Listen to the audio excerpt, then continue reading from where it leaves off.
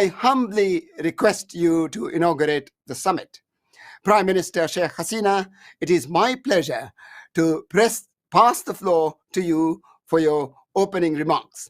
Prime Minister.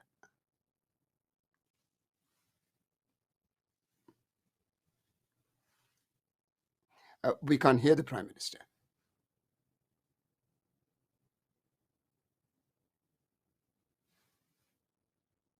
I had the same experience several times, so I can understand the position, and also my condolences to the wife of the Haiti president and the deceased president, and also the people of Haiti.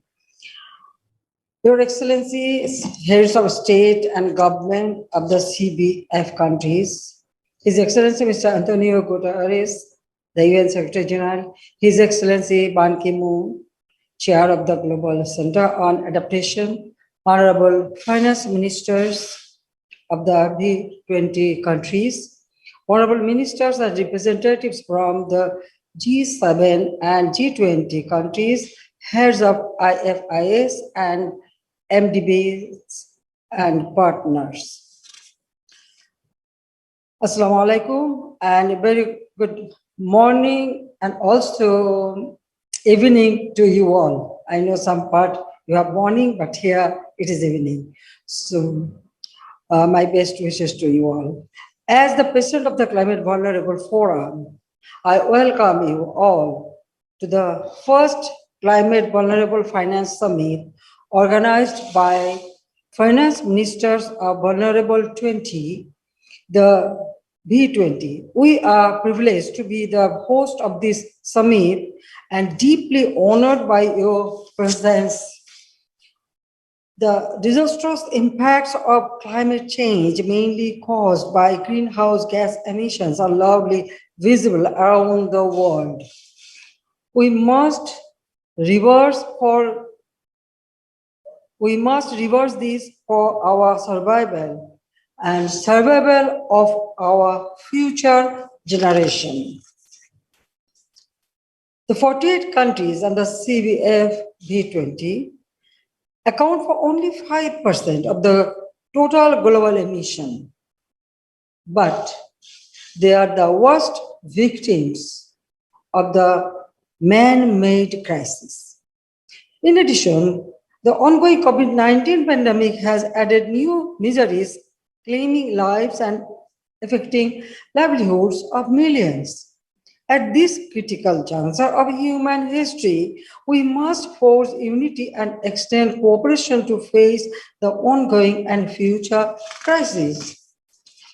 The world community should recognize the vulnerability of our people, our common aspirations, the need for technology transfer and additional funding to tackle the impacts of climate change and the COVID-19 pandemic.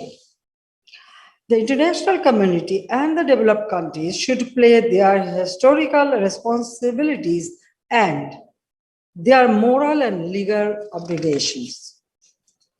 According to the Climate Risk Index 2020, Bangladesh is ranked 7th amongst the worst victims of climate change. The COVID-19 pandemic and prolonged floods and the super cyclone Amphan in 2020 took a heavy toll on the lives and livelihoods of millions in Bangladesh. Bangladesh is a global leader in disaster management and locally led adaptation and mitigation measures. We are hosting the South Asia Regional Office of Global Center on Adaptation. Every year, we spend around $5 billion US, around 2.5% of our GDP on climate change adaptation and resilience building. During the current pandemic, my government has launched 23 recovery packages worth over $15 million US, approximately 4.2% of our GDP. We are preparing the National Adaptation Plan and about to finalize a National Determined Contribution NDC. In a V2 will raise green coverage. We are planning around 30 million saplings across the We are planting around 30 million saplings across the country this year, making the birth centenary of our father of the nation, Bangabandhu Sheikh Mujibur Rahman. My government has also prepared Bangladesh Delta Plan 2100 with the vision of achieving safe, climate resilient, and prosperous Bangladesh. We are one of the founding donors of the new CBF and V20 Joint Multi-Donor Fund under the United Nations.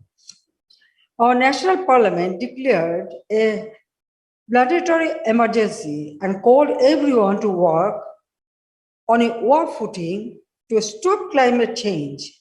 We expect similar action from the rest of the global leaders.